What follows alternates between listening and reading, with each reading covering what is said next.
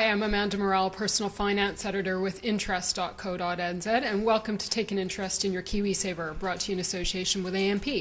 I'm joined today by Chris Douglas, who's the co-head of research for Morningstar. Welcome back, Chris, and Happy New Year. Hi, Amanda. Happy New Year to you as well. Thank you very much. I'm personally happy to see 2012. 2011 was a bit of a stinker, particularly in the equities market, but...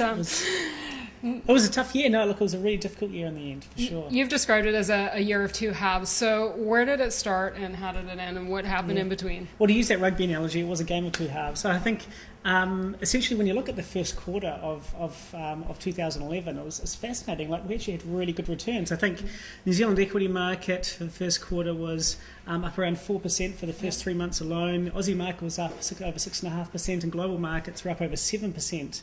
Okay. And that was despite, obviously, we had the Christchurch earthquake. We had a number of things going on in Europe at the same time, but markets seemed to be very resilient and doing some great performance. Okay, and then what happened? Well, then what happened? The shoe dropped. Yeah.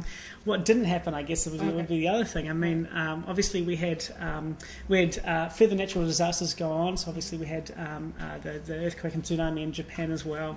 We had issues around the euro continuing on, and they've continued on into 2012.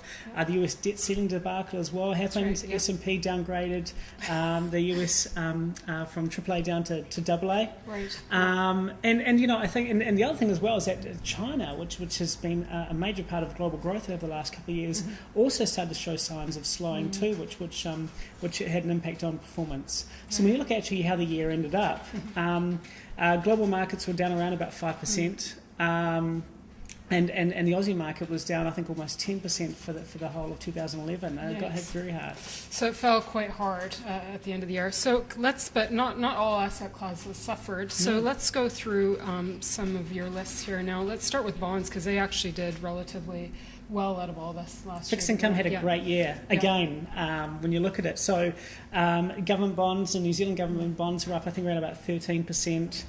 Just the overall composite bond index in New Zealand was up almost 10%.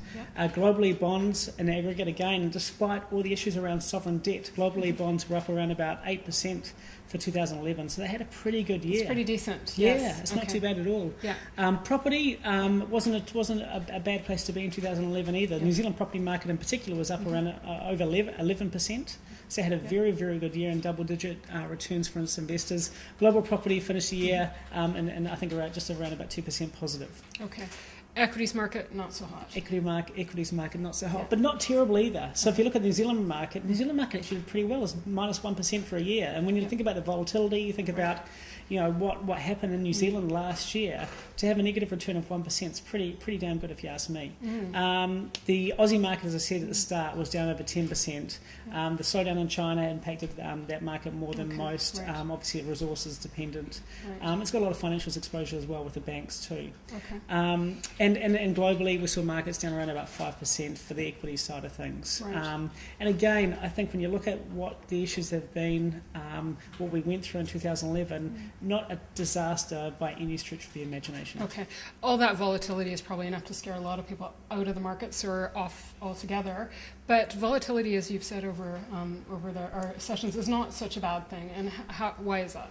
Oh, look, if I'm an investor and I've put my entire life savings into the market, then volatility matters. But with KiwiSaver, when you look at the nature of KiwiSaver, people are still, the majority of investors at the very much the early stages of their, the investment saving horizon, they've got 10, 20, 30 years to go now. They're just dollar cost averaging a little bit of money into the market every time they get their pay packet, and it's a great time to invest. You want to invest, when you just drip feed into the market, you want that volatility. You want to be buying at market lows, so that when that money gets invested, it can enjoy the uptick when markets do rebound, and markets will rebound. We just know that it's going to be further volatility for the next few years. And so for investors who are there in their retirement, they might want to be thinking about their risk profile and what they're in. But as I said at the start, the majority of investors have got a 10 or 20 year horizon.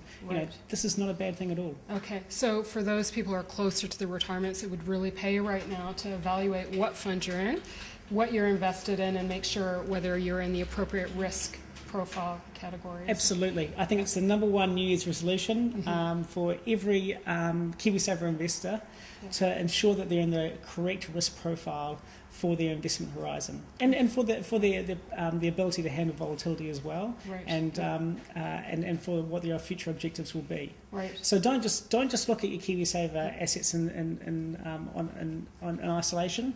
Look at what your other investments have got, what your liabilities are like as well, and make sure that you're in the appropriate risk profile. Seek advice.